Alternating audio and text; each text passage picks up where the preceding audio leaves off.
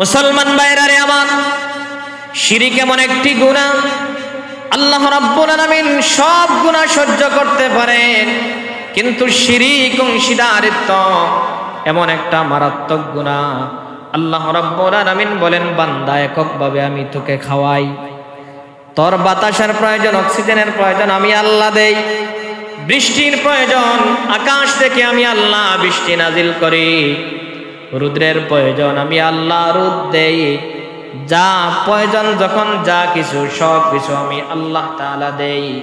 কিন্তু এককভাবে আমি আল্লাহ দেওয়ার পর আমি আল্লাহর সাথে কোন যুক্তিতে তুই অংশীদারিত্ব স্থাপন করস? নাউজুবিল্লাহ। এজন্য হাদিসের মধ্যে নবীজি বলেন, সিনতানে মুজিবাতান, আল্লাহর নবী বলেন দুইটা জিনিসকে আবশ্যক করে ফেলে, লাজিম করে ফেলে, ওয়াজিব করে ফেলে। সাহাবীরা প্রশ্ন করেন, ইয়া রাসূলুল্লাহ, ইয়া হাবিবাল্লাহ, মাল মুজিবাতান ইয়া রাসূলুল্লাহ, যে দুইটা জিনিসকে আবশ্যক করে ফেলে সেগুলো কি?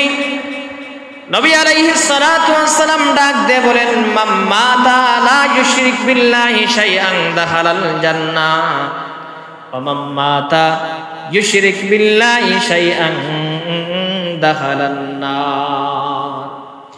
নবীজি বলেন, ও আমার সাহাবীরা শোনো, সেই দুইটা জিনিস হলো, কোন মানুষ যদি মারা যায়, এমত অবস্থায় মারা যায়, মারা যাওয়ার আগে যদি সে কোনো বস্তু দ্বারা, কোনো কথার দ্বারা, কোনো আমলের দ্বারা যদি আল্লাহর সাথে শিরিক যদি করে, আল্লাহর সাথে অংশীদারিত্ব যদি করে, তাহলে আল্লাহর নবী বলেন, সেই যত বড় আমলদার হোক না কেন, যত বড় তাহাজ্জুদ গুজার হোক না কেন, শরীরের মধ্যে যত লম্বা জুব্বা থাকুক না কেন, মুখের মধ্যে যত লম্বা দাড়ি থাকুক না কেন, যত বড় আমল করনেওয়ালা হোক না কেন, আল্লাহর সাথে যদি অংশীদার করে, তাহলে এই মানুষ যখন মারা যাবে, তাহার জন্য আল্লাহর তৈরি জাহান্নাম তার জন্য ওয়াজিব। নাউজুবিল্লাহ।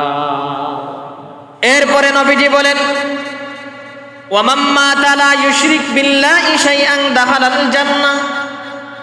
দুই নম্বর হলো এমন ব্যক্তি যে এমত অবস্থায় মারা গেল, যত গুনাহ করুক না কেন, নামাজ পড়েছে না ঠিক আছে, যাকাত দেয় নাই ঠিক আছে, রমজান মাসে পরিপূর্ণভাবে রোজাও রাখতে পারে নাই ঠিক আছে, কিন্তু এই যে গুনাহগুলো করেছে, এই গুনাহগুলোর একটা স্টেপ আছে, সে মারা যাওয়ার পরে নামাজ না পড়ার কারণে জাহান্নামে গিয়ে সে শাস্তি ভোগ করতে হবে, রোজা না রাখার কারণে জাহান্নামে গিয়ে শাস্তি ভোগ করতে হবে, হজ না করার কারণে জাহান্নামে গিয়ে শাস্তি ভোগ করতে হবে, যাকাত দেওয়ার পরিমাণ সম্পদ থাকা সত্ত্বেও যদি যাকাত না দেওয়ার কারণে জাহান্নামে গিয়ে শাস্তি ভোগ করতে হবে।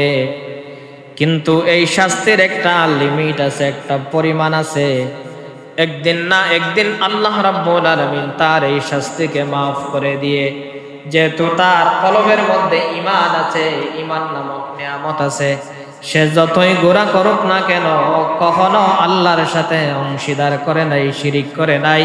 এজন্য আল্লাহ রাব্বুল আলামিন তাকে আল্লাহর তৈরি জান্নাতের মধ্যে দিয়ে দিবেন। সুবহানাল্লাহ।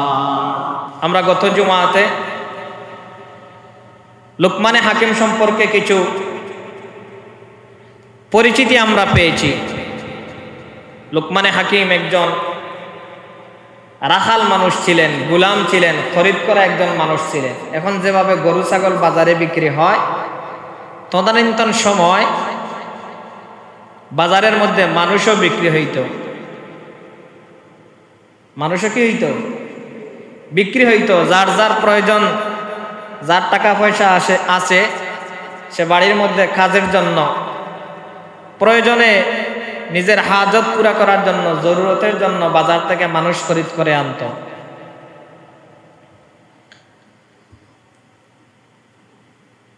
তো লুকমান হাকিম তিনিও ছিলেন একজন খরিদ করা গোলাম, কিন্তু আল্লাহ রাব্বুল আলামিন তাকে এত পছন্দ করেছেন, এত ভালোবেসেছেন, আল্লাহ তাআলা তার নসিহত, তার কথা তিনি তার ছেলেকে উপদেশ দিয়েছিলেন, কিছু ওয়াজ করেছিলেন তার ছেলেকে।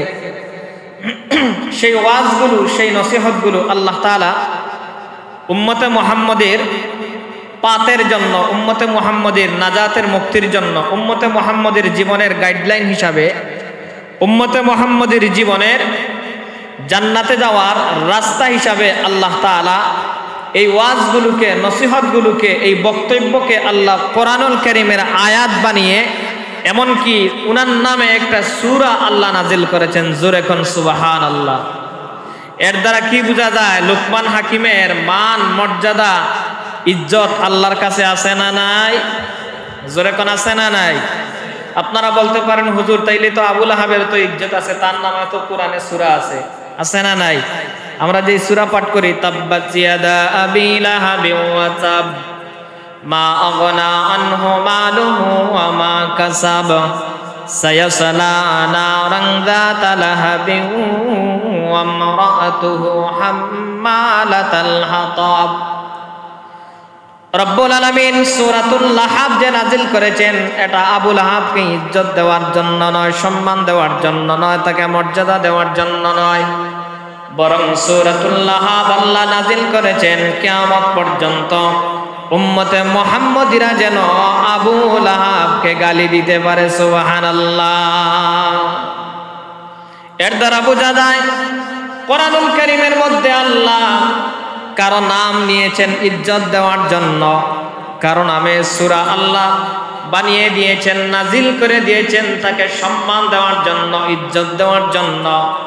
পক্ষান্তরে কোরআনুল কারীমের মধ্যে আল্লাহ পাক কিছু মানুষের নাম আল্লাহ কোট করেছেন, কিছু মানুষের নাম উল্লেখ করেছেন, কিছু মানুষের নামে আল্লাহ সূরা নাজিল করেছেন ইজ্জত দেওয়ার জন্য নয়, যাতে করে সে ইতিহাসের পাতায় কিয়ামত পর্যন্ত থাকে আর উম্মতে মুহাম্মদীরা তার থেকে শিক্ষা নিতে পারে এবং তাকে কিয়ামত পর্যন্ত যেন গালিগালাজ করতে পারে। সুবহানাল্লাহ। মুসলমান ভাইরা রে আমার, লুকমান হাকিম এমন একজন মানুষ ছিলেন, গোলাম মানুষ ছিলেন, রাখাল ছিলেন, কালো দেখতে, এত কালো ছিলেন। তাফসিরে জালালাইনের মধ্যে লেখা হয় এই পৃথিবীর মধ্যে 3 জন কালো মানুষ ছিলেন, আল্লাহ পাক এদেরকে এত সম্মান দিয়েছেন। একজন হলেন লুকমান হাকিম, 2 নম্বর হলেন হযরতে বেলাল রাদিয়াল্লাহু তাআলা আনহু, 3 নম্বর হলেন উমর ইবনুল খাত্তাব রাদিয়াল্লাহু তাআলা আনহুর গোলাম যিনি ছিলেন, উনার রাখাল যিনি ছিলেন, উনার এই বাড়ির যে কর্মচারী যিনি ছিলেন মাহতা, উনিও ছিলেন কালো। কিন্তু আল্লাহ রাব্বুল আলামিন এই পৃথিবীর মধ্যে কালোর মধ্যে 3 জন মানুষকে এত সম্মান দিয়েছেন, এত ইজ্জত দিয়েছেন, এত মর্যাদা দিয়েছেন। এর দ্বারা বোঝা যায় আল্লাহর কাছ থেকে মর্যাদা পেতে হলে বংশ লাগে না, টাকা লাগে না, সুন্দর হওয়া লাগে না, ভালো দেশের, উন্নত দেশের নাগরিক হওয়া লাগে না। আল্লাহর কাছ থেকে সম্মান আর মর্যাদা পেতে হলে কেবলমাত্র আপনার কলব যদি ভালো হয়ে যায়, আপনি যদি ভালো কলব বলা যদি হয়ে যান, তাহলে আল্লাহ রাব্বুল আলামিন ওই কালো মানুষকেও সম্মান দিতে পারেন। জোরে কোন সুবহানাল্লাহ। এই লুকমান হাকিম তিনি যখন নসিহত করতেন, তিনি যখন ওয়াজ করতেন, তখন চাতক পাখির মতো মানুষগুলো যাকে যাকে এসে দাঁড়াইয়া থাকত। লুকমান হাকিম যখন নসিহত করতেন, মানুষগুলো ওনার নসিহত শোনার জন্য এমন ভাবে চাতক পাখির মতো যাকে যাকে এসে জমা হইত। লুকমান হাকিম তার ছেলেকে এই সূরার মধ্যে 12টা নসিহত করেছেন। এই নসিহত গুলো আল্লাহ পাকের কাছে এত পছন্দ হয়েছে, আল্লাহ পাকের কাছে এত গ্রহণযোগ্য হয়েছে, আল্লাহর কাছে এত ভালো লেগেছে, সুন্দর লেগেছে। আল্লাহ রাব্বুল আলামিন উম্মতে মুহাম্মদের নাজাতের জন্য, উম্মতে মুহাম্মদের জীবন পরিচালনার ক্ষেত্রে আল্লাহ পাক এই সূরার মধ্যে এই নসিহতগুলো এই কোরআনুল কারীমের মধ্যে আল্লাহ আয়াত আকারে নাজিল করে দিয়েছেন। সুবহানাল্লাহ।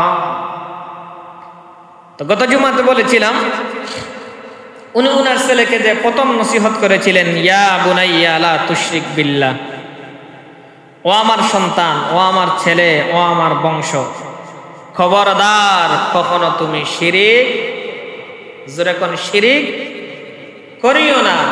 কেন? শিরিক ছোট গুনাহ না বড় গুনাহ? একটু জোরে আওয়াজ দেখো। বড় গুনাহ। লোকমান হাকিম তার ছেলেকে বলেন, ইয়া বুনাইয়া লা তুশরিক বিল্লাহ ইন্নাশ শিরকা লাযুলমুন আযীম। দেখেন, নসিহত করার, ওয়াজ করারও একটা সৌন্দর্যতা আছে। আপনার উপযুক্ত ছেলেকে আপনি যদি দমক দিয়া কোন, এই বান্দরের ঘরের বান্দর, শয়তানের ঘরের শয়তান, নামাজে যাস না কেন, এই কথার দ্বারা তার অন্তরের মধ্যে কষ্ট লাগবে না মজা লাগবে? যেরকম কষ্ট লাগবে। এজন্য আপনি বাবা হয়েছেন, তার বড় আপনি, কিন্তু আপনি যখন তাকে শাসন করবেন, এই শাসনটাও আদবের সাথে করতে হবে। যেরকম ঠিক কিনা? না হইলে সিলেটি ভাষায় একটা কথা কয়, সেবারে লাত মারলে, সেবায় কি করে অনেক সময় কি করে? লাথি মারে। এজন্য লোকমান হাকিম তার ছেলেকে বলতেছেন, وَإِذْ قَالَ لُقْمَانُ لِابْنِهِ وَهُوَ يَعِظُهُ يَا بُنَيَّ لَا تُشْرِكْ بِاللَّهِ। ইয়া বুনাইয়া, ও আমার আদরের সন্তান, ও আমার কলিজার টুকরা বাবা।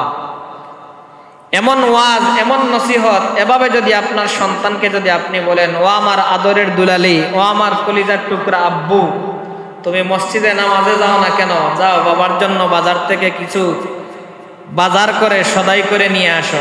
সন্তান যত খারাপ হোক না কেন, যত উগ্র মিজাজের হোক না কেন, এই সন্তান আপনার কথা ফিরাইয়া দিবে। যেরকম ফিরাইয়া দিবে। আর আপনি যদি গরমাই দেখান, আপনি যদি প্রেসার দেন, যা মুখ দিয়ায় তা যদি আপনি গালিগালাজ করে যদি কথা বলেন, সে আপনার কথা শুনতে বাধ্য, কারণ সে আপনার ছেলে।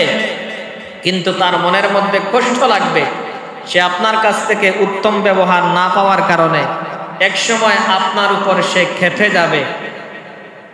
আর আপনি যে কথা তাকে আদেশ করবেন, সেই কথা অনেক সময় সে ফিরাইয়া বলবে, আমার দ্বারা সম্ভব না, আমি এখন পারবো না, আমি এখন খেলতে যাব, আমার এখন সময় নাই, তোমার কাজ তুমি করো।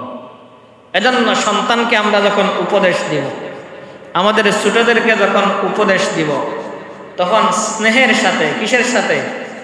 স্নেহ, মায়া, মমতা, এগুলো দিয়ে আমরা উপদেশ দিব। দেখবেন এই সন্তান, আপনার ছোট ভাই, আপনার ভাগিনা, আপনার এই গ্রামের ছোট যদি কাউকে আপনি কিছু বলেন, তখন সে তার যতই কাজ থাকুক না কেন, আপনার এই কথাকে, আপনার এই আদেশকে সে গুরুত্ব দিবে। আর এই গুরুত্ব দেওয়া, এই যে ছোটকে স্নেহ করা, বড়কে ইজ্জত দেওয়া, এটা হলো নবী আলাইহিস সালাতু ওয়াস সালামের শিক্ষা। এজন্য নবী আলাইহিস সালাতু ওয়াস সালাম এক হাদিসের মধ্যে বলেন যে, মাল্লাম ইউআক্কির সগীরানা ওয়ালাম ইউআক্কির কাবীরানা, যে ছোটদেরকে সম্মান করে, ছোটদেরকে স্নেহ করে না, বড়দেরকে ইজ্জত করে না, ফালাইসা মিন্নি, সে আমার উম্মতের দলভুক্ত নয়। সুবহানাল্লাহ। এজন্য লোকমান হাকিম তার ছেলেকে বললেন, ইয়া বুনাইয়া, ও আমার আদরের সন্তান, ও আমার কলিজার টুকরা বাবা, লা তুশরিক বিল্লাহ, সাবধান সাবধান সাবধান, তুমি কখনো আল্লাহর সাথে তুমি অংশীদার করিও না। মুসলমান ভাইরা রে আমার, শিরিক এমন একটি গুনাহ, আল্লাহ রাব্বুল আলামিন সব গুনাহ সহ্য করতে পারেন, কিন্তু শিরিক অংশীদারিত্ব এমন একটা মারাত্মক গুনাহ। আল্লাহ রাব্বুল আলামিন বলেন, বান্দা, এককভাবে আমি তোকে খাওয়াই, তোর বাতাসের প্রয়োজন, অক্সিজেনের প্রয়োজন আমি আল্লাহ দেই, বৃষ্টির প্রয়োজন আকাশ থেকে আমি আল্লাহ বৃষ্টি নাজিল করি, রুদ্রের প্রয়োজন আমি আল্লাহ রোদ দেই, যা প্রয়োজন যখন যা কিছু সব কিছু আমি আল্লাহ তাআলা দেই। কিন্তু এককভাবে আমি আল্লাহ দেওয়ার পর আমি আল্লাহর সাথে কোন যুক্তিতে তুই অংশীদারিত্ব স্থাপন করস? নাউজুবিল্লাহ। এজন্য হাদিসের মধ্যে নবীজি বলেন সিনতানে মুজিবাতান, আল্লাহর নবী বলেন দুইটা জিনিসকে আবশ্যক করে ফেলে, লাজিম করে ফেলে, ওয়াজিব করে ফেলে। সাহাবীরা প্রশ্ন করেন ইয়া রাসূলুল্লাহ ইয়া হাবিবাল্লাহ মাল মুজিবাতান ইয়া রাসূলুল্লাহ, যে দুইটা জিনিসকে আবশ্যক করে ফেলে সেগুলো কি? নবী আলাইহিস সালাতু ওয়াস সালাম ডাক দিয়ে বলেন মান মাতা লা ইউশরিক বিল্লাহি শাইআন দাখালাল জান্নাহ ওয়া মান মাতা ইউশরিক বিল্লাহি শাইআন দাখালান নার। নবীজি বলেন ও আমার সাহাবীরা শোনো, সেই দুইটা জিনিস হলো, কোন মানুষ যদি মারা যায়, এমত অবস্থায় মারা যায়, মারা যাওয়ার আগে যদি সে কোনো বস্তু দ্বারা, কোনো কথার দ্বারা, কোনো আমলের দ্বারা যদি আল্লাহর সাথে শিরিক যদি করে, আল্লাহর সাথে অংশীদারিত্ব যদি করে, তাহলে আল্লাহর নবী বলেন সেই যত বড় আমলদার হোক না কেন, যত বড় তাহাজ্জুদ গুজার হোক না কেন, শরীরের মধ্যে যত লম্বা জুব্বা থাকুক না কেন, মুখের মধ্যে যত লম্বা দাড়ি থাকুক না কেন, যত বড় আমল করনেওয়ালা হোক না কেন, আল্লাহর সাথে যদি অংশীদার করে, তাহলে এই মানুষ যখন মারা যাবে তাহার জন্য আল্লাহর তৈরি জাহান্নাম তার জন্য ওয়াজিব। নাউজুবিল্লাহ। শিরিক করার কারণে তার জন্য জাহান্নাম কি ওয়াজিব, জাহান্নাম ওয়াজিব, আবশ্যক, সেই জাহান্নামে যেতে হবে। দুনিয়ার কোন শক্তি, কোন পয়গাম্বরও তাকে শাফাত করে জান্নাতে নিতে পারবেন না, কারণ জান্নাতে যেতে হলে তার পূর্ব শর্ত হলো ইমানদার হতে হবে। কোন দার? জোরে কোন? ইমানদার। এরপরে নবীজি বলেন ওয়া মান মাতা লা ইউশরিক বিল্লাহি শাইআন দাখালাল জান্নাহ।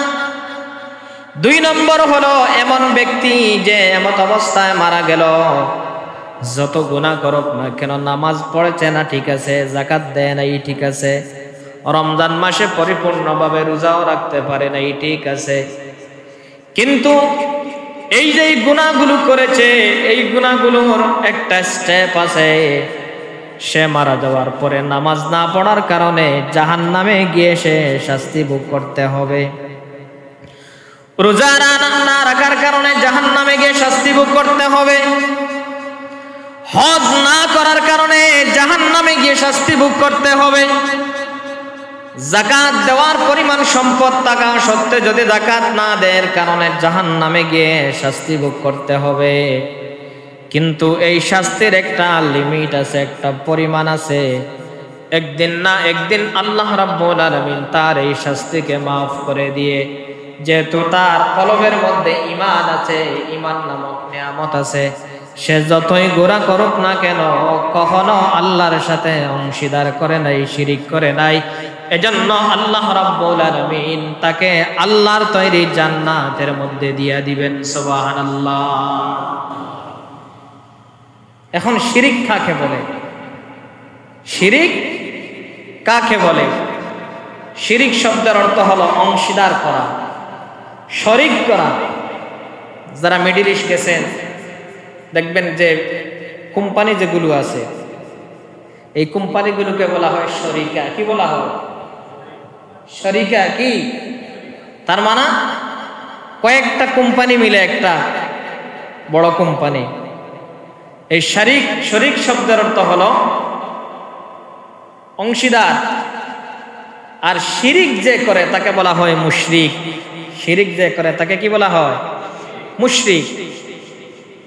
আমাদের দেশে যারা সনাতন ধর্মের ভাইরা যারা মূর্তি পূজা করে, লিঙ্গের পূজা করে, আগুনের পূজা করে, গাছের পূজা করে, গরুর পূজা করে, চন্দ্রের পূজা করে, সূর্যের পূজা করে, এরা আল্লাহকে মানে, একজন সৃষ্টিকর্তা আছে এটা মানে, কিন্তু এর সাথে তারা পূজা যে করে মনে করে যে আল্লাহর সাথে এরাও অংশীদারিত্ব, এরাও আল্লাহকে সহযোগিতা করেন। আমাদের দেশে যেভাবে একজন তাকে প্রধানমন্ত্রী আর বাকি 299 জন তাকে কি মন্ত্রী। কি তাকে?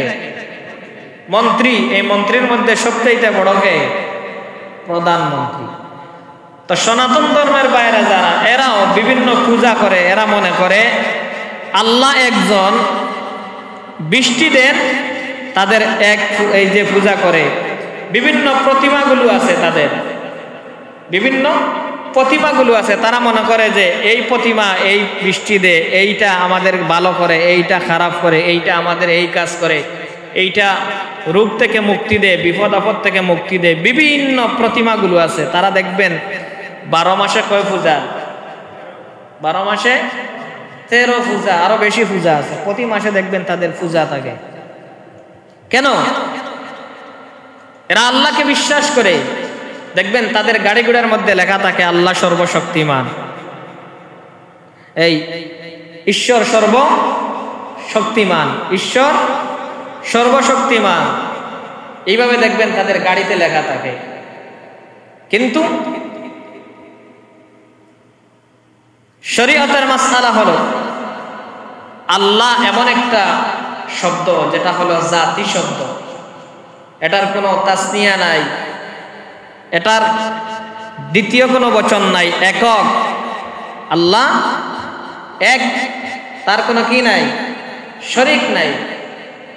কিন্তু তারা আল্লাহকে মানেও, কিন্তু আল্লাহর সাথে আরো জোরতালি দিয়া গজা খিচুড়ি যারে কয় এইরকম মানে। এজন্য আল্লাহ বলেন তোদের আকীদা, তোদের এতেকাদ ঠিক না, এজন্য আল্লাহ তাআলা এদেরকেও কি করেন না, কিয়ামতের দিন আল্লাহ জান্নাতে দিবেন না। তো শিরিক শব্দের অর্থ হলো অংশীদার করা। এই শিরিকের কিছু জাত আছে। একটা হলো বিশ্বাসগতভাবে শিরিক করা, যে সৃষ্টিকর্তা আছেন কিন্তু একা নাই, তার সাথে আরো আছে। এরপরে হলো শিরিক ফিস সিফাত, একটা হলো শিরিক ফিস জাত, আল্লাহর জাতি নামের সাথে শিরিক করা। আল্লাহ যেই শব্দ যেটা, এটা হলো আল্লাহর জাতি নাম। কিসের নাম? জাতি নাম। আসল নাম এইটা না। অনেকে বলে আসল নাম। আসল নাম যদি বলা হয় তাইলে তো বোঝা যায় নকলার একটা আছে। যেরকম ঠিক কিনা? বাজারে গিয়ে আমরা অনেক সময় অনেক পণ্য খরিদ করি, তখন বাজারের দোকানদারকে গিয়ে বলি ভাই আমাকে আসল নারিকেল তেলটা দেন, অথবা আসল সরিষার তেলটা দেন।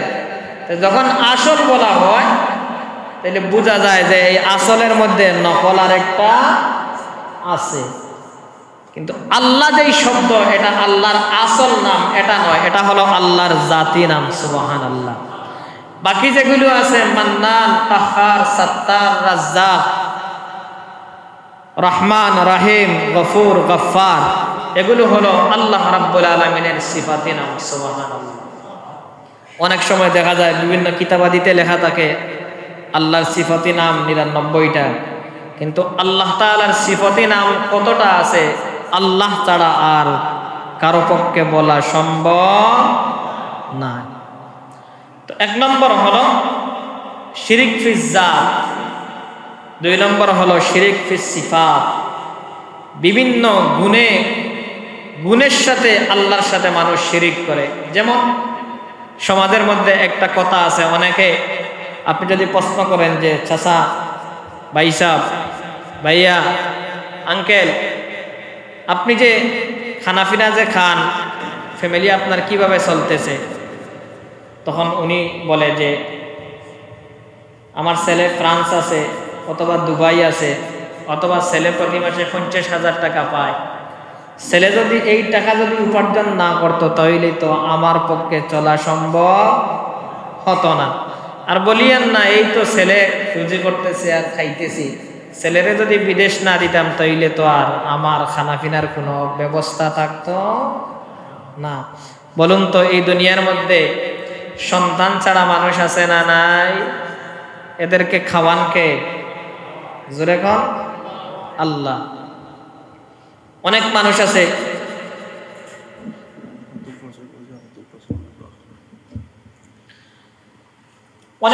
আছে যদি আপনি তাকে জিজ্ঞাসা করেন যে চাচা আপনি কিভাবে খাইতেছেন, তখন বলবে জমিনের মধ্যে ক্ষেত আছে, এই ক্ষেত যদি এই বছর না করতাম তাইলে তো আমার পক্ষে খানা খাওয়া সম্ভব হইতো না। এই সমস্ত বিভিন্ন জিনিস আছে। এই সিফাত যেগুলো বিভিন্ন গুণাগুণ, এই গুণাগুণগুলো একত্রানা মালিক হলেন আল্লাহ। বিশেষ করে যারা বিভিন্ন মাজারে যায়, যেমন আমাদের পার্শ্ববর্তী শাহজালাল মাজার, বিভিন্ন জেলা থেকে মানুষ আসে এখানে বাবার কাছে কি চায়? সন্তান চায়। আপনারা বলেন তো, সন্তান দেওয়ার একত্ব মালিককে? আরো জোরে কোন? আল্লাহ। যেই জিনিস সরাসরি আল্লাহ তাআলা দেন, এই জিনিস অন্যর কাছে চাওয়া শিরিক। যেই জিনিস সরাসরি আল্লাহ তাআলা দেন, এই জিনিস অন্যর কাছে চাওয়া, আমার দিকে তাকান, যেই জিনিস সরাসরি আল্লাহ তাআলা দেন, যেই জিনিস সরাসরি আল্লাহ তাআলা দেন, এই জিনিস আল্লাহর কাছে না চাইয়া অন্য কারো কাছে চাওয়া কি? শিরিক। যেই জিনিস আল্লাহ তাআলা বিভিন্ন মাধ্যমে দেন, এই জিনিস আল্লাহর কাছে না চাইয়া যদি মধ্যস্থা অর্থাৎ মাধ্যম আকারে তাকে মাধ্যম বানিয়ে যদি আল্লাহর কাছে চায়, তাহলে মাধ্যম যাকে বানাইলো তার কাছে, তার মাধ্যমে আল্লাহর কাছে চাওয়া শিরিক না। যেমন আপনি জমিনে ধান রোপণ করেছেন, এখন যদি আপনি বলেন আল্লাহ, এই জমিনে যে আমি ধান রোপণ করেছি, এই জমিনের উসিলায় আপনি আমাকে আমার রিজিকের ব্যবস্থা করে দেন, এর দ্বারা শিরিক হবে না। কিন্তু যেই জিনিস আল্লাহ প্রদত্ত, আল্লাহ সরাসরি আপনাকে দান করেন, এই জিনিস যদি আল্লাহর কাছে না চাইয়া মাধ্যম যদি বানান, কারণ এটা তো মাধ্যমে দেওয়া যায় না, এই জিনিস চাওয়া শিরিক। 3 নম্বর হলো শিরিক বিল আমাল, বিভিন্ন আমলের দ্বারা, বিভিন্ন আমলের দ্বারা শিরিক। একটা হলো শিরিক ফি জাত, আল্লাহর জাতের সাথে শিরিক করা। 2 নম্বর হলো শিরিক ফি সিফাত, আল্লাহর গুণের সাথে শিরিক করা। 3 নম্বর হলো শিরিক ফিল আমাল, আমল করার ক্ষেত্রে, বিভিন্ন আমল করার ক্ষেত্রে কি করা? শিরিক করা। যেমন নবী আলাইহিস সালাতু ওয়াস সালাম এক হাদিসের মধ্যে বলেন, মান সাল্লা ইউরানি ফাকাদ আশরাক ওয়া মান সামা ইউরানি ফাকাদ আশরাক ওয়া মান তাসাদ্দাকা ইউরানি ফাকাদ আশরাক। নবী আলাইহিস সালাতু ওয়াস সালাম বলেন, যে নামাজ পড়ল মানুষকে দেখানোর জন্য, আমরা যেই নামাজ পড়ি কার জন্য নামাজ পড়ি? নামাজ যে আমরা পড়ি, সেজদা দেই, রুকু করি, তাসবিহ তাহলিল করি, কার জন্য করি? নবী বলেন, মান সাল্লা, যে নামাজ পড়লো, ইউরানি, মানুষকে দেখানোর জন্য, ফাকাদ আশরাক, অবশ্যই সে শিরিক করল। ওয়া মান সামা ইউরানি, যে রমজান মাসে রোজা রাখলো মানুষ দেখানোর জন্য, ফাকাদ আশরাক, অবশ্যই সে শিরিক করল। ওয়া মান তাসাদ্দাকা ইউরানি, যে সদকা খয়রাত করলো, দান দক্ষিণা করলো মারহাবা দেওয়ার জন্য, মারহাবা দেওয়ার জন্য, যে আমি অমুক জায়গায় এই জিনিসটা দিছি, আমার নাম না লেখলে আমি দিব না, এমন ভাবে যদি সে সদকা খয়রাত করে, এর দ্বারা তার কোনো ফায়দা হবে না। আর নবী আলাইহিস সালাতু ওয়াস সালাম বলেন, ফাকাদ আশরাক, সে শিরিক করলো। তবে এই শিরিক যেটা, এই শিরিকটা শিরিকে আকবার নয়, এর দ্বারা আল্লাহর সাথে অংশীদারিত্ব হবে না, এটা মারাত্মক গুনাহ বটে। এই শিরিক দ্বারা শিরিকে আকবার হবে না।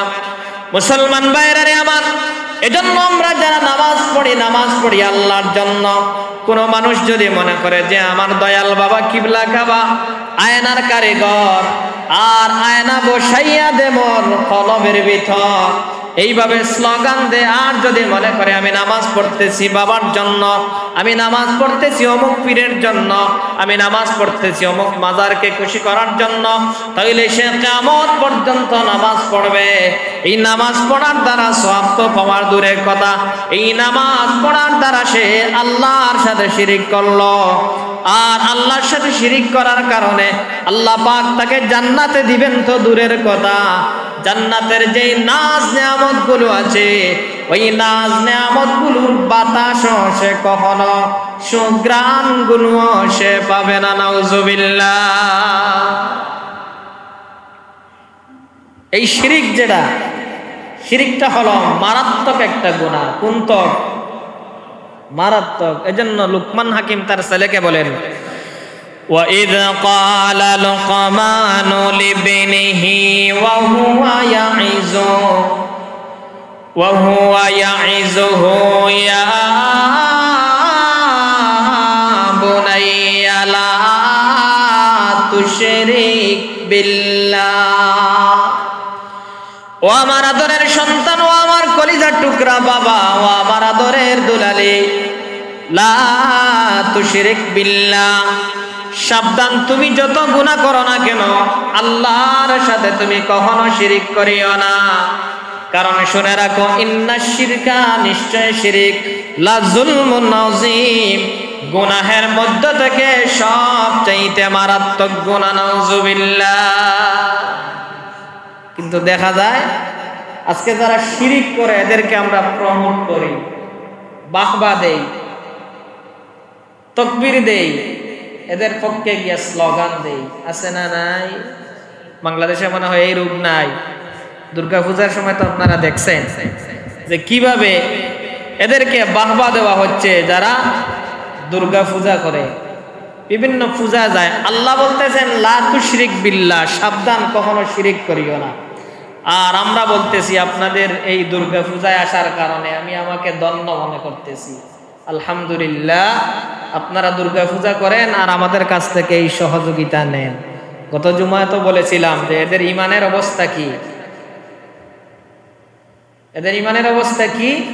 শরীয়তের মাসআলা মতো এদের ইমান নাই। তো লুকমান হাকিম তার ছেলেকে যে নসিহত করতেছেন, আল্লাহ তাআলা কোরআনুল কারীমের আয়াত বানাইয়া কোরআনুল কারীমের মধ্যে এগুলো নাজিল করে দিয়েছেন। এরপরে লুকমান হাকিম তার ছেলেকে 3 নম্বর নসিহত করতেছেন। কয় নম্বর? 3 নম্বর। এই 2 নম্বর নসিহত। প্রথম নম্বর নসিহত হলো, ও আমার আদরের সন্তান, তুমি যা করো না কেন কখনো তুমি শিরিক করিও না, শিরিক করিও না। আগেই তো বলেছি, এই যে নসিহত করেছেন এত সুন্দর ভাষায়, এত সাবলীল ভাষায়, এত আদবের সাথে বলতেছেন, ইয়া বুনাইয়া, ও আমার আদরের সন্তান, লা তুশরিক বিল্লাহ, বাবা কখনো তুমি শিরিক করিও না। এভাবে যদি আপনি আপনার সন্তানকে যদি গাল মুখ হাতে যদি বলেন, কলিজার টুকরা আব্বু তুমি গুনাহ করিও না, নামাজ ছাড়িও না, যাও মসজিদে যাও, বলেন তো 1 দিন 2 দিন 3 দিন এভাবে যদি নসিহত করেন, আর আপনার সন্তান এটা যদি মানুষ হয়, মানুষের বাচ্চা যদি হয়, তাহলে অবশ্যই সে বুঝবে যে আমার আব্বু আমাকে কি বলতেছেন। জোরে কোন ঠিক কিনা?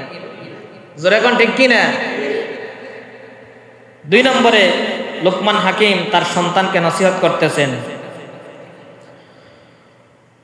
ওয়াসাইনাল ইনসানা বিওয়ালিদাইহি হামালাতুহু উম্মুহু ওয়াহানান আলা ওয়াহন ওয়া ফিসালুহু ফি আমাইন আনশকুর লি ওয়া লিওয়ালিদাইক ইলাইয়াল মাসির। লুকমান হাকিম 2 নম্বরে তার ছেলেকে বলতেছেন, ওয়াসাইনাল ইনসান, আল্লাহ রাব্বুল আলামিনের পক্ষ থেকে মানুষের প্রতি নসিহত, মানুষের প্রতি ওয়াজ, মানুষের প্রতি উপদেশ। লুকমান হাকিম একজন আল্লাহওয়ালা মানুষ ছিলেন, এজন্য তার সন্তানকে তিনি আল্লাহর দিকে ডাকতেছেন, আল্লাহর দিকে নসিহত করতেছেন। নিজের ভিতর দিনদারি আছে, নিজে একজন বিজ্ঞ আলেম, নিজের ভিতর আল্লাহর ভয়, আল্লাহর ডর আছে, এজন্য সন্তানকেও দ্বীনের নসিহত করতেছেন। যার অন্তরের মধ্যে যেই জিনিস আছে তার মুখ দিয়া সেই জিনিস বাইর হয়। জোরে কোন ঠিক কিনা? মাঝে মধ্যে দেখবেন অনেক বড় বড় নেতা তারা বম মারেন, তখন আপনারা আশ্চর্য হয়ে যান যে এইরকম বম কেন মারে।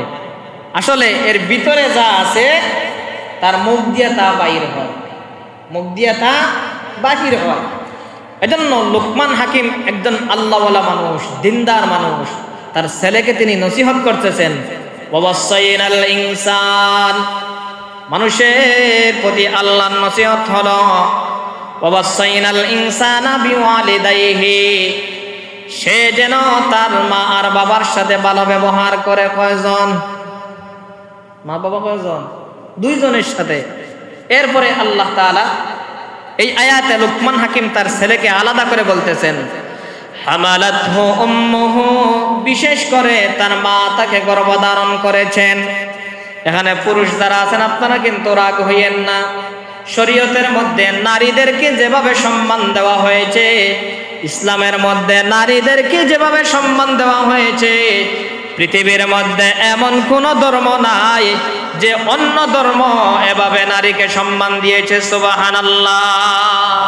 এরপরেও বাংলাদেশে নারীবাদী যারা কয় নারীদেরকে সম্মান দেওয়া হয় নাই, আসলে এরা নারীদেরকে রাস্তার মধ্যে নামাইয়া আর বুক করতে চায় নিজের মতো। জুড়ে কোন ঠিক কিনা? নারীর মর্যাদা পর্দার ভিতরে না পর্দার বাইরে? আচ্ছা, আপনারা এখানে তো সবাই ফেরেশতা। এখন যদি মসজিদের গেটের সামনে যদি একটা যদি নারী সুন্দর সুরসী রমণী একটা যদি এখানে থাকে, আপনাদের কয়জনের মন মসজিদে ভালো করে থাকবে বলেন তো? আপনাদের থাকুক আর না থাকুক, আমারও চোখ বারবার মসজিদের গেট দিয়ে যাইবে, কারণ এটা আল্লাহ জন্মগতভাবে পুরুষকে দিয়েছেন। জুড়ে কোন ঠিক কিনা? এখন যদি কেউ এটা স্বীকার করে না, তাইলে বুঝবেন যে তার হয়তো অন্তরে কোনো রোগ আছে, অথবা বাটপারি করতেছে, স্বীকার করতেছে না। জোরে কোন ঠিক কিনা? এজন্য নারীদের সম্মান ইজ্জত হলো পর্দার ভিতরে। কিসের ভিতরে?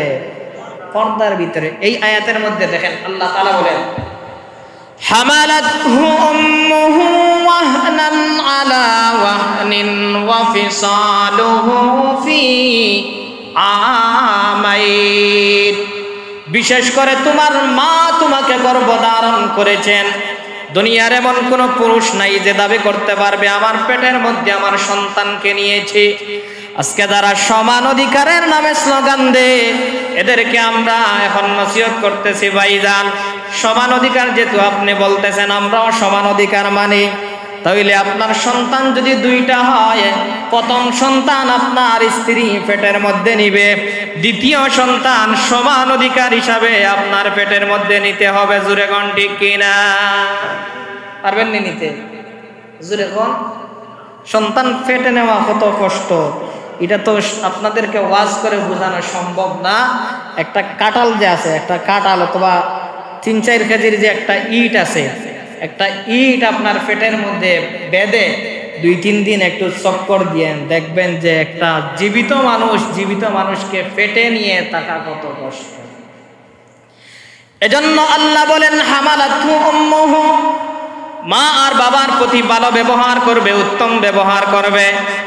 এর মধ্য থেকে হামালাতহু উম্মুহু, মার সাথে ভালো ব্যবহার করো, কারণ মা তোমাকে গর্ভধারণ করেছেন।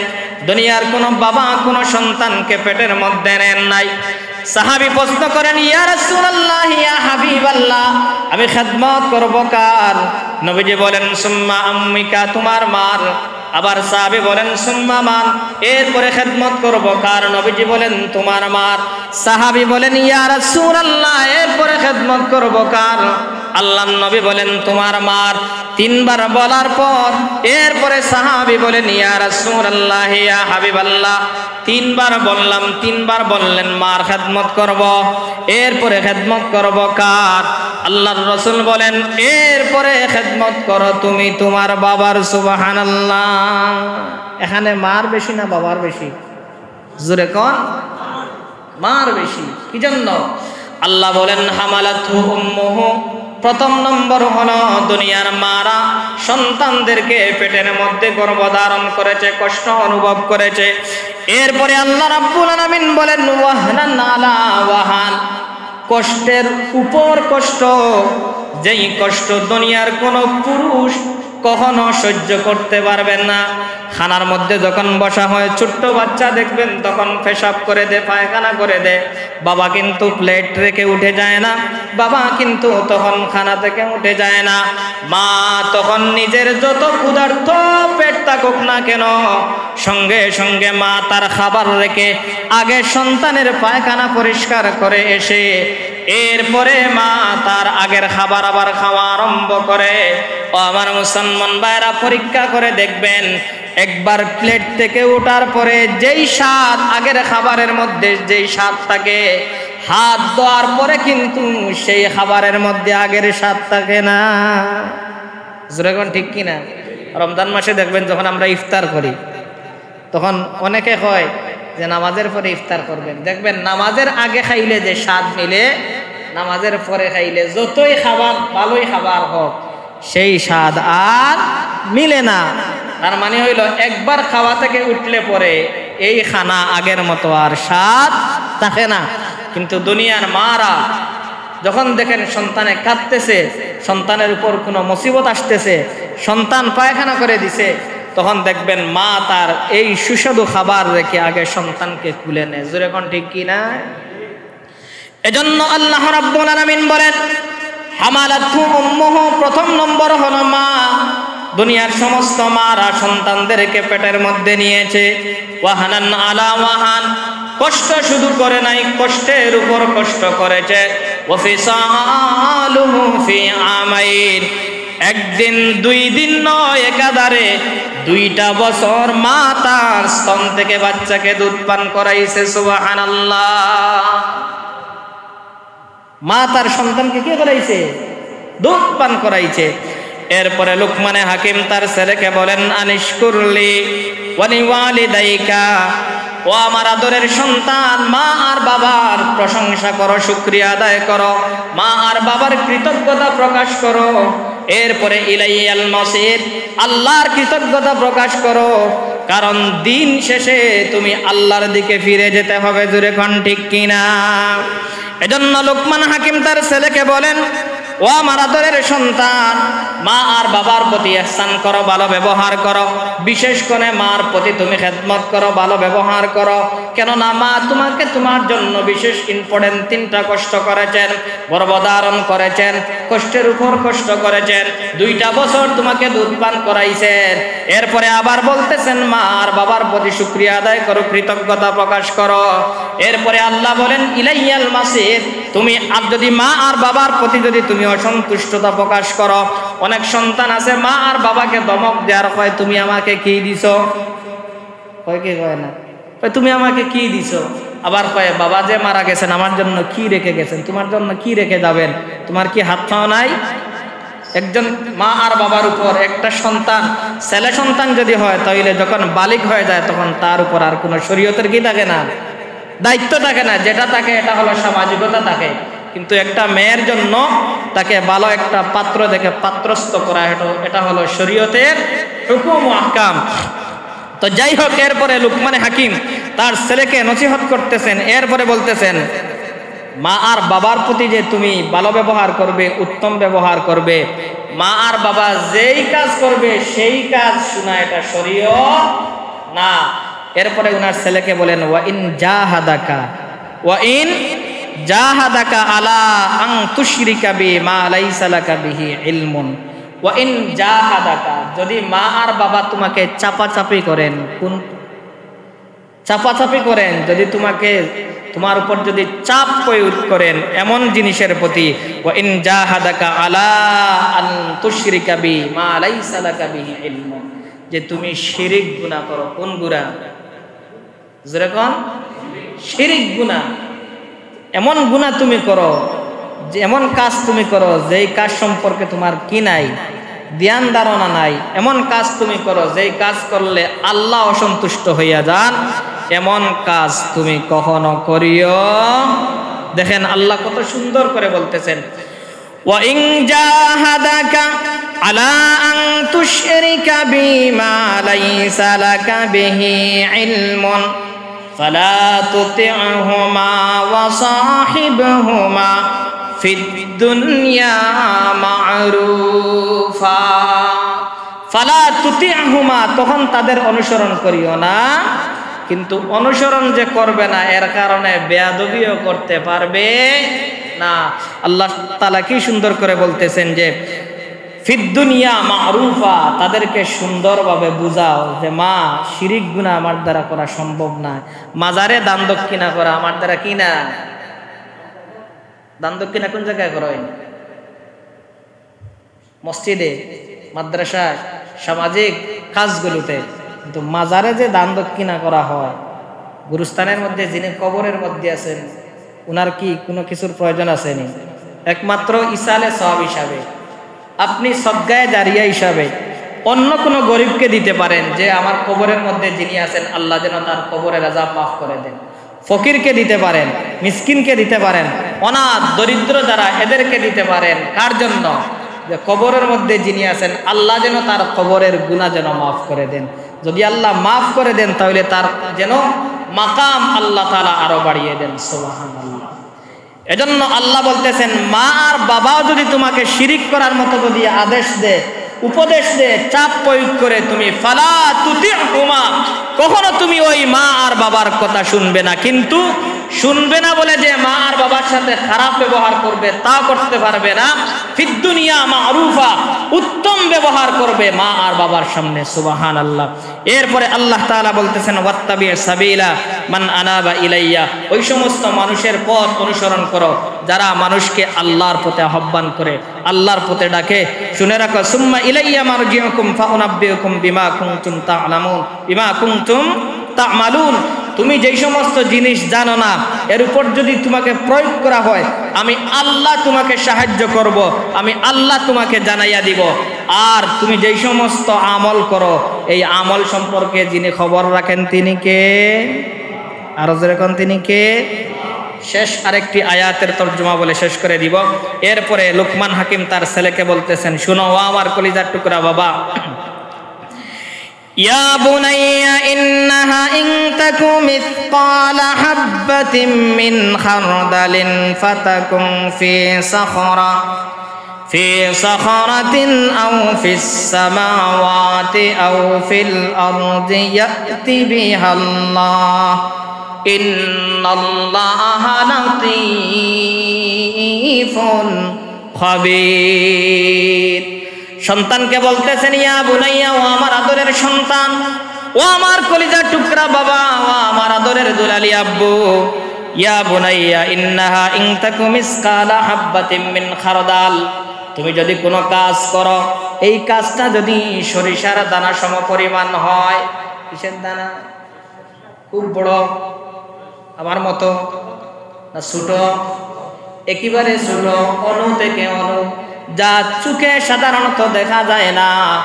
আল্লাহ বলেন যে এমন যদি পাপ করো অথবা তুমি যদি সওয়াবের কাজ করো, যে কাজ তুমি করো না কেন, ইন তাকু মিসকালা হাববাতিন মিন খারদাল ফাতাকুম ফি সাখরাতিন, আর এই কাজটা যদি একেবারে সমুদ্রের নিচে পাথরের ভিতরেও যদি থাকে, আও ফিস সামাওয়াতি আও ফিল আরদি, অথবা আসমানে, আও ফিস সামাওয়াতি আও ফিল আরদি, আসমানে যদি একেবারে শেষ সীমানায় যদি থাকে, আও ফিল আরদি, অথবা জমিনের যদি একেবারে গহ্বরেও যদি থাকে। লুকমান হাকিম তার ছেলেকে বলেন, ইয়াতি বিহাল্লাহ, কিয়ামতের দিন, মুসিবতের দিন আল্লাহ তাআলা সেটাকে সামনে নিয়ে আসবেন। সুবহানাল্লাহ। কি জন্য নিয়ে আসবেন? আল্লাহ তাআলা এরপরে বলেন, ইন্নাল্লাহ, নিশ্চয় আল্লাহ তাআলা, লাতীফুন খাবীর, এমন সূক্ষ্ম সূক্ষ্ম বিষয়ে যিনি খবর রাখেন তিনি কে? যেরকম তিনি কে? আল্লাহ। এজন্য সম্মানিত উপস্থিতি, আমরা আমাদের সন্তানদেরকে নসিহত করব। এই সমস্ত নসিহত শুধু ফ্রান্স আর স্পেন আর কানাডা আর আমেরিকা আর লন্ডন, এই সমস্ত চিন্তা ফিকির একটু কমাইয়া সন্তানদেরকে বেশি বেশি নামাজের প্রতি তালকিন দেই। কারণ সন্তানের জন্য কিয়ামতের দিন আল্লাহর দরবারে আপনি কি দিতে হবে? হিসাব দিতে হবে। সেই দিন সন্তানে আর আপনার প্রতি মায়া দেখাইবে না, সেই দিন সন্তানে আর আপনার প্রতি শ্রদ্ধা ভালোবাসা দেখাইবে না। সেই দিন ফতোয়া দিব, বাবা চাচা জারজারের জান বাঁচা। সেই দিন সন্তান আর আপনার পক্ষে কথা বলবে না। যদি সে জান্নাতি হয় তাহলে আপনার জন্য সুপারিশ করবে। এজন্য আমরা সব সময় শিরিক গুনাহ থেকে বেঁচে থাকব। কথার দ্বারা, কাজের দ্বারা, আমলের দ্বারা কখনো আমরা শিরিক গুনাহ করব না। আপনি যদি নামাজ যদি নাও পড়েন, কিন্তু আল্লাহ চাইলে আপনাকে একদিন জান্নাতে দিতে পারবেন। কিন্তু আপনি যদি শিরিক গুনাহ যদি করেন, যত নামাজ রোজা হজ যাকাত করেন, আপনার আল্লাহর তৈরি জান্নাতে যাওয়া কি না সম্ভব না। যেমন ধরেন তালাকের মাসআলা, আমরা সমাজের মধ্যে যখন তালাক দেই, তখন শরীয়তের তালাক হলো প্রথমে একটা থেকে আরম্ভ, এক তালাক দিয়া যদি কি হয় না, প্রথমে পরামর্শ দেওয়া, বিভিন্ন পরামর্শ আছে, তাকে নসিহত করা, যদি মানে না তাইলে এক তালাক দেওয়া, বিছনা আলাদা করা, কথাবার্তা বন্ধ করা, এরপরে 2 তালাক দেওয়া। কয় তালাক? 2 তালাক দেওয়া। এর মধ্যখানে যদি সমঝোতা হয় তাইলে তো ভালো, না হইলে একেবারে যখন দেখবেন আর শেষ, একেবারে আর কাম হচ্ছে না, তখন 3 তালাক। 3 তালাক দিলেইলে কোনো মুফতি আর কোনো মুহাদ্দিস যত সময় পর্যন্ত এই মহিলার বিবাহ না হইছে অন্য স্বামীর সাথে সহবাস করার পরে, এরপরে যদি তার ইচ্ছা যদি আবার ছাড়ে, তাইলে এই মহিলার যদি ইচ্ছা হয় আপনার সাথে আবার সে ফ্যামিলি করবে, আবার নতুন করে আক করে ইজাব কবুল করে মোহর নির্ধারণ করে আবার বিবাহ করা। কি করা? আবার বিবাহ করা।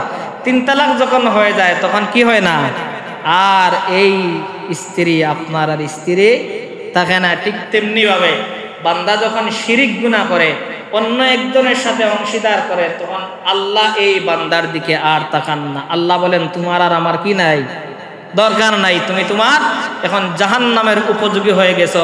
যতই বড় তুমি রোজাদার আর পরহেজগার হও, তোমার পক্ষে আর জান্নাতে যাওয়া সম্ভব না। এর কারণে শিরিক ফিল সিফাত, শিরিক ফিল জাত, শিরিক ফিল সিফাত, শিরিক ফিল আমাল, এই সমস্ত শিরিক থেকে আমরা নিজে বাঁচবো, সন্তানদেরকে বাঁচাবো।